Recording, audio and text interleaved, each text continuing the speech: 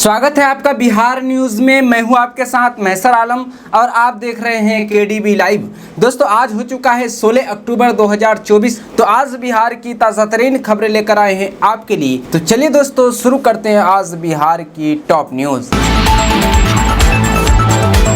दोस्तों, बिहार के गोपालगंज में शराब माफियाओं से सांठगांठ रखने और गांजा की बरामदगी कर लाखों में बेच दिए जाने के मामले में एसपी अवधेश दीक्षित ने बड़ी कार्रवाई की है। एसपी ने 3 थानों के थाना अध्यक्ष को निलंबित कर दिया है। इनमें जादवपुर, विशंभरपुर और कुचायकोट के थाना अध्यक्ष शामिल है। तीनों पर अलग अलग आरोप लगे हैं। एसपी की इस कार्रवाई से जिले भर के पुलिस पदाधिकारियों में हरकंप मचा हुआ है। बताया जा रहा है कि जादवपुर थाना अध्यक्ष मिंटू कुमार पर गांजा बेचने का आरोप है। थाना अध्यक्ष ने कोरियर कंपनी के नाम पर चलने वाली एक वाहन से 250 किलोग्राम गांजा जब्त किया था। गांजा को जब्त करने के बाद 70 किलोग्राम दिखाया गया, जबकि बाकी गांजा को जादवपुर थाना क्षेत्र के रहने वाले एक माफिया के हाथों बेच दिया गया था। गांजा की बरामदगी होने पर सदर एसडीपीओ प्रांजल ने बाजाबता प्रेस कॉन्फ्रेंस भी किया था। मामले में माफियाओं पर भी कार्रवाई चल रही है। विशंभरपुर थाना अध्यक्ष मनोज कुमार पर शराब माफिया से सांठगांठ का आरोप है। पिछले कुछ दिनों से पुलिस अधीक्षक लगातार थाने के कार्यकलाप की गतिविधियों पर नजर रख रहे थे।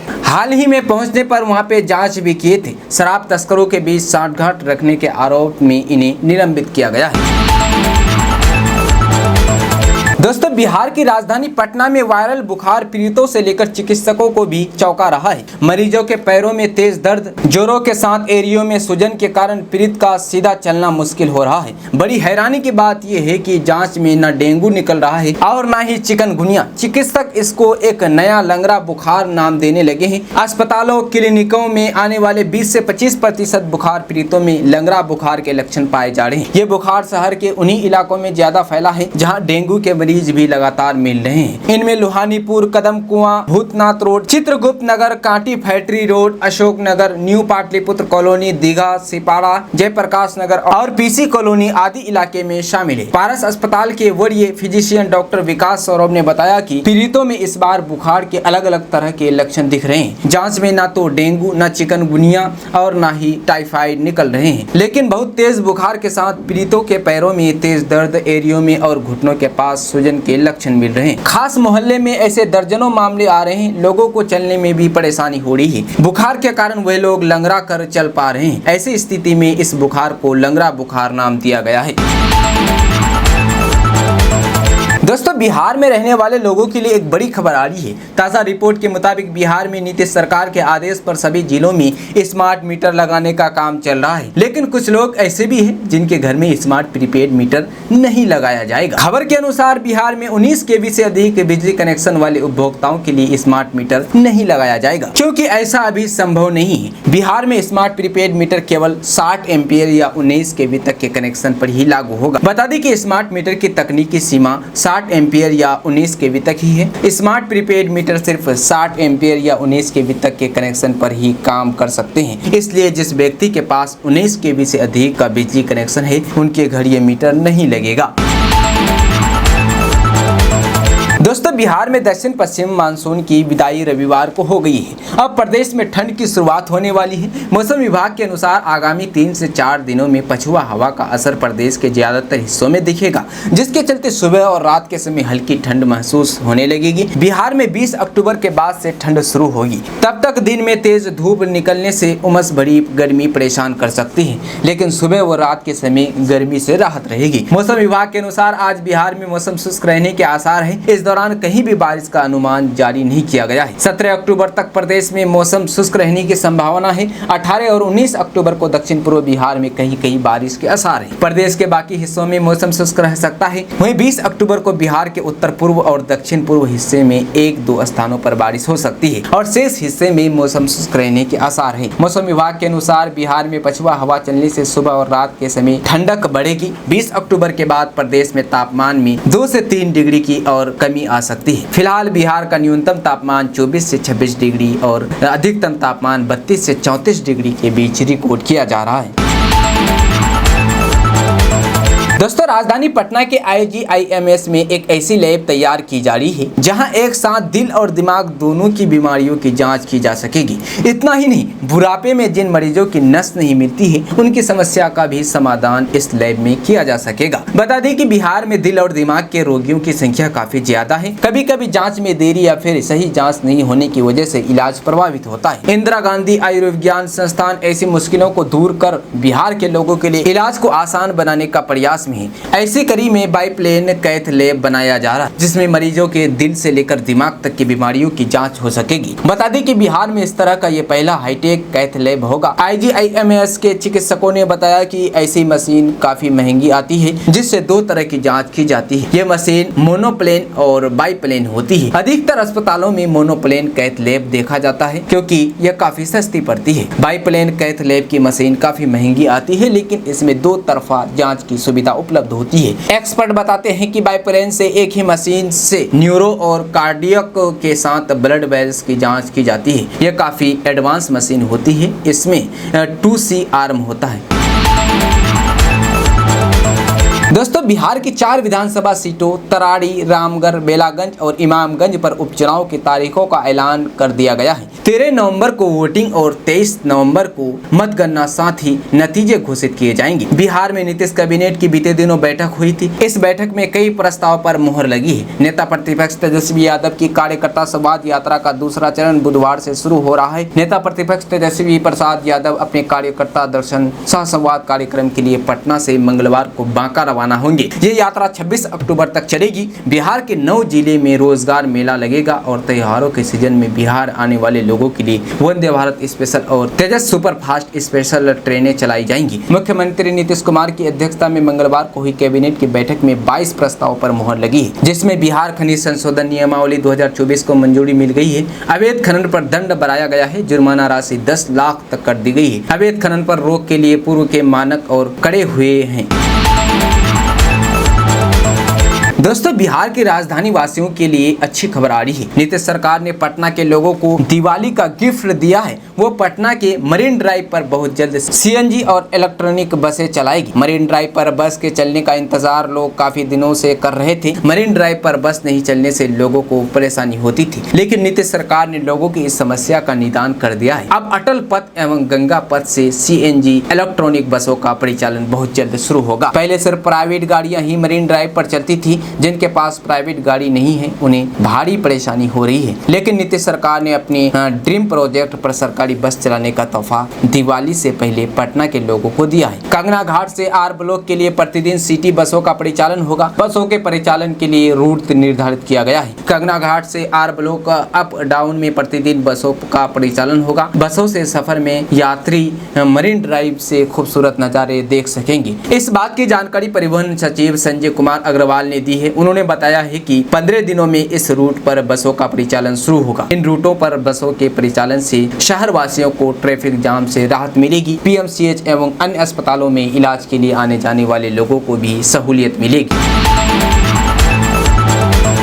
दोस्तों, बिहार में घर मकान बनाने वाले लोगों के लिए एक अच्छी खबर आ रही है। ताज़ा रिपोर्ट के मुताबिक बिहार में बालू के दाम में गिरावट की संभावना है क्योंकि आज से खनन प्रक्रिया शुरू हो रही है। इससे बाजार में बालू की आपूर्ति बढ़ेगी जो कीमतों को कम कर सकती है। खबर के अनुसार बिहार में कुल 891 बालू घाट हैं। इनमें 488 पीला और 403 सफेद बालू के घाट हैं। इसमें 236 घाटों से खनन के लिए पर्यावरणीय मंजूरी मिल चुकी है जिस पर बालू खनन होगा, जबकि अन्य घाटों की बंदोबस्ती सहित पर्यावरणीय मंजूरी की प्रक्रिया चल रही है। दरअसल फिलहाल NGT के निर्देश पर 15 जून से 15 अक्टूबर तक बालू खनन बंद है, लेकिन आज से कई बालू घाटों पर खनन की प्रक्रिया शुरू होगी जिससे बिहार के लोगों को काफी फायदा होगा। साथ ही बालू की कीमतों में भी कमी आएगी। दरअसल बिहार में बालू खनन की तैयारी पूरी कर ली गई है। इसके लिए सरकार ने नए नियम और प्रक्रिया लागू की है ताकि खनन को सुगम बनाया जा सके। यह कदम न केवल निर्माण गतिविधियों को बढ़ावा देगा बल्कि स्थानीय अर्थव्यवस्था को भी मजबूती मिलेगी।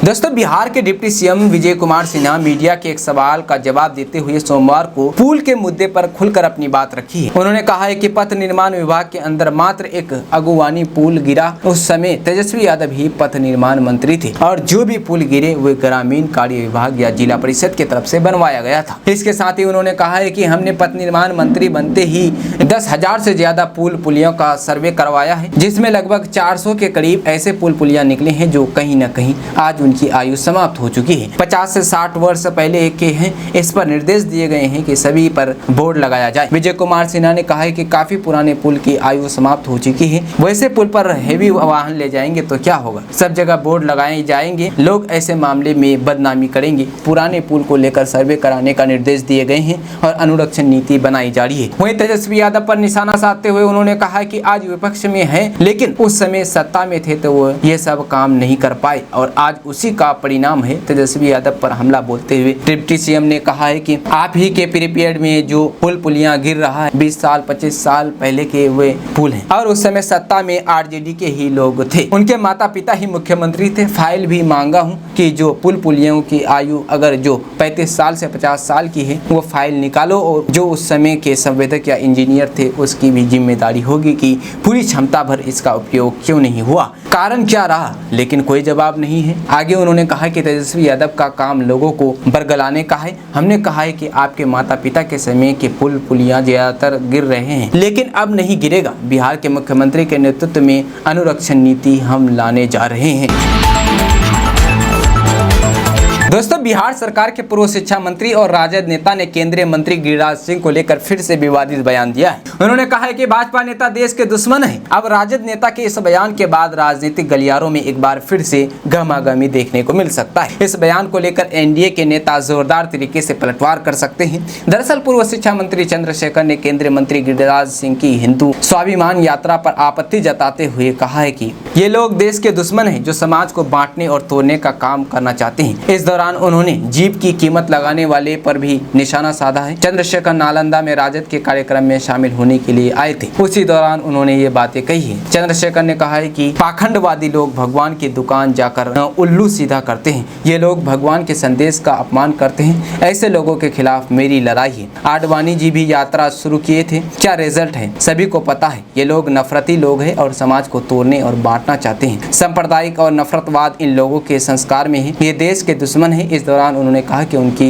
ये लड़ाई जारी रहेगी। आपको बताते चले कि आगामी विधानसभा चुनाव को लेकर राजद एक्टिव मोड में नजर आ रहे हैं।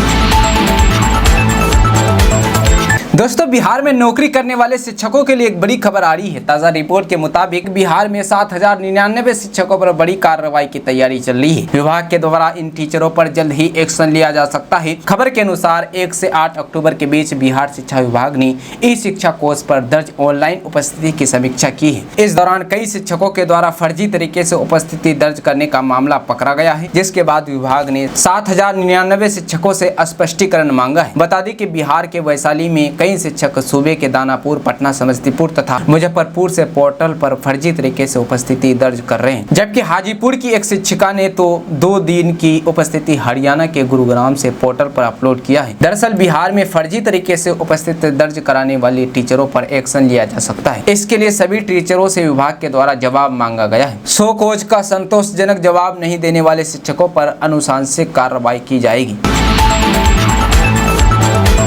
दोस्तों, बिहार में खेती करने वाले किसानों के लिए एक बड़ी खबर आ रही है। ताजा रिपोर्ट के मुताबिक बिहार में आम की खेती के लिए सरकार के द्वारा सब्सिडी उपलब्ध कराई जा रही है। इसके लिए आप ऑनलाइन के द्वारा आवेदन कर सकते हैं। खबर के अनुसार मुख्यमंत्री बागवानी मिशन अंतर्गत आम विकास योजना 2024-25 हेतु आम के पौधे लगाने पर सरकार के द्वारा 30,000 की सब्सिडी दी जा रही है। इसमें अनुदान की राशि प्रथम वर्ष 18,000 रूपए एवं द्वितीय तथा तृतीय वर्षों के लिए 6,000 रूपए है। बता दें कि इस योजना का लाभ सिर्फ रैयत कृषक जमीन के कागजात, भूस्वामित्व राजस्व रसीद के आधार पर ले सकते हैं। यदि आवेदक का नाम भूस्वामित्व राजस्व रसीद में स्पष्ट नहीं है तो वो भूमि स्वामित्व राजस्व रसीद के साथ वंशावली लगाना अनिवार्य होगा। दोस्तों, बिहार में शराबबंदी कानून लागू है। राज्य के अंदर कहीं भी शराब पीना या इससे जुड़ा किसी भी तरह का कोई भी कारोबार में मदद करना या खुद से करना दोनों गैर कानूनी और इसको लेकर कठोर सजा का प्रावधान भी है। ये बात बिहार में रहने वाले हर एक को अच्छी तरह से मालूम है, लेकिन खबर तब बनती है जब इन नियमों का पालन करवाने वाले ही इन नियमों का मखौल बना दे। अब ऐसा ही मामला मोतिहारी से सामने आया है, जहां पुलिस वाले का एक खरीद बिक्री करने का एक ऑडियो वायरल हुआ है। दरअसल शराबबंदी वाले बिहार में पुलिस वाले का शराब की खरीद बिक्री का एक ऑडियो वायरल हो रहा है। इस ऑडियो में फोन पर बातचीत हो रही है और इसमें कहा जा रहा है कि हेलो गुड्डू बोल रहे हैं सर, मुसहरी टोला के आगे हरिशंकर यादव नहीं है, वहीं पर दारू लेना है, पैसा हमारे पास कैश नहीं है। उसके बाद उधर से सवाल किया जाता है कि क्या बेचता है, अंग्रेजी या देसी, तो जवाब दिया जाता है कि फ्रूटी। उसके बाद फोन करने वाले शख्स कहता है कि 200 रुपया इसी नंबर पर फोन पे कर दीजिए ना। उसके बाद दूसरे तरफ वाला शख्स कहता है कि आकर ले जाइए हमसे। उसके बाद वो कहता है कि सर इधर आए थे, अब उधर कहाँ से आए, तो सामने वाला शख्स कहता है कि हम फोन पे नहीं चलाते हैं, तो आएगा तभी न लेगा। उसके बाद फोन करने वाले पूछता है कि कहाँ, थाना पर ही है, तो बोला जाता है कि हाँ यही है, आइयो आकर ले जाओ। फिर फोन करने वाला शख्स कहता है कि ठीक है थाना पर ही आ रहे हैं, वही रूम में ही रहिए। हालांकि इस वायरल ऑडियो की पुष्टि KDV लाइव नहीं करता है। वहीं ये वायरल ऑडियो मलाही थाना क्षेत्र का बताया जा रहा है, जिसमें थानेदार और एक गुड्डू नाम के आदमी के बीच बातचीत हो रही है और शराब खरीद बिक्री की बात कही जा रही है। इस वायरल ऑडियो को सुनने से यही मालूम चलता है कि एक आदमी शराब खरीदने गया है, उसके पास पैसे कम हो रहे हैं। उसके बाद वो थानेदार को फोन कर पैसे भेजने को कहता है। ऑनलाइन तरीके से तो थानेदार उसे वापस थाने पर बुलाते हैं और कहते हैं कि यहीं से आकर पैसा ले जाइए। दोस्तों, बिहार में 40 से ज्यादा विभागों में 4 लाख से ज्यादा पद खाली है। अब सरकार ने विभिन्न सरकारी महकमों में नोडल अफसर नियुक्त करने का फैसला किया है। ये नोडल अफसर इन विभागों में नई नौकरियों की संभावनाएं तलाशेंगे। बिहार सरकार का विधानसभा चुनाव से पहले नियुक्तियां करने पर जोर है। इसको लेकर विभिन्न सरकारी महकमों में नोडल अफसर नियुक्त किए जाएंगे। इनकी जवाबदेही होगी कि ये रिक्तियां खंगालेंगे। सामान्य प्रशासन विभाग ने सभी महकमों को नियुक्त और रोजगार को लेकर नोडल पदाधिकारी नियुक्त करने का आदेश दिया है। इसको लेकर सामान्य प्रशासन विभाग सरकार के विभिन्न विभागों से समन्वय करेगा। 2024 में सामान्य प्रशासन विभाग ने विभिन्न विभागों में संभावित रिक्तियों की जानकारी मांगी थी। 1 अप्रैल 2024 तक की तिथि तक की रिक्तियों का ब्यौरा तलब किया गया था। विभागों द्वारा रिक्तियों की जानकारी एकत्र कर मई 2024 में उपलब्ध कराई गई है। दोस्तों, बिहार में लगभग 3 दशक के बाद पकड़ुआ विवाह एक बार फिर चलन में आ गया है। 2024 में पकड़ुआ विवाह में सालों बाद बढ़ोतरी देखने को मिल रही है। हालांकि इस तरह के मामले को लेकर कोई सरकारी डाटा नहीं है, लेकिन लोगों के बातचीत से मिले इनपुट और दरभंगा के एक निजी स्वयंसेवी संगठन के द्वारा किए गए सर्वे के आधार पर यह जानकारी मिली है कि 2024 में 3 दशक के बाद सबसे अधिक पकड़ुआ विवाह हुई है। पकड़ुआ विवाह में शादी के लायक लड़के का अपहरण किया जाता है और फिर डरा धमका कर जबरन उसकी शादी करवा दी जाती है। ताजा मामला भागलपुर जिले के भरमपुर गांव से जुड़ा हुआ है। दिल्ली NCR में सरकारी नौकरी में कार्यरत युवक की जबरन शादी दिल्ली में ही करवा दी गई। इस मामले को लेकर परिजनों ने जब आपत्ति दर्ज की तो बाद में समझौता हो गया। इसमें सबसे ताज्जुब की बात यह है कि पीड़ित पक्ष में ही इस विवाह को अंजाम कुछ नजदीक के ही रिश्तेदारों के द्वारा लड़के को पकड़ कर करवा दिया गया। पूर्णिया जिले के बनमनखी अनुमंडल स्थित काजी गाँव के रहने वाले एक युवक की भी शादी दुर्गा पूजा के 2 दिन पहले ही जबरदस्ती सुपौल जिले में जाकर करवा दी गई। इस मामले को लेकर बात इतनी बड़ी कि थाने तक मामला पहुंच गया। अररिया जिले के शंकरपुर गांव निवासी एक सरकारी बैंक में कार्यरत क्लर्क की शादी जबरदस्ती बेगूसराय जिले में करवा दी गई। युवक अपने एक दोस्त के साथ भाई की सगाई के लिए बेगूसराय गया हुआ था। पकड़ुआ विवाह का अधिकांश मामला बिहार के उत्तर पूर्व जिलों में ही देखने को मिल रहे हैं।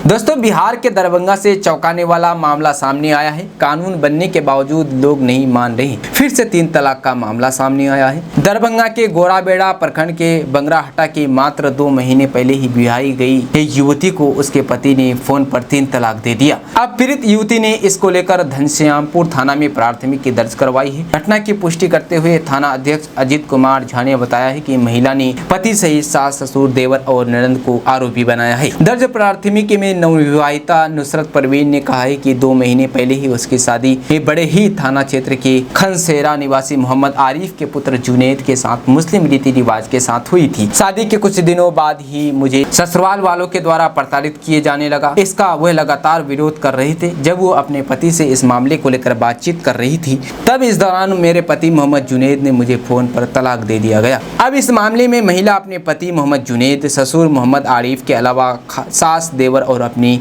ननद के खिलाफ घनश्यामपुर थाना में प्राथमिकी दर्ज कराई है।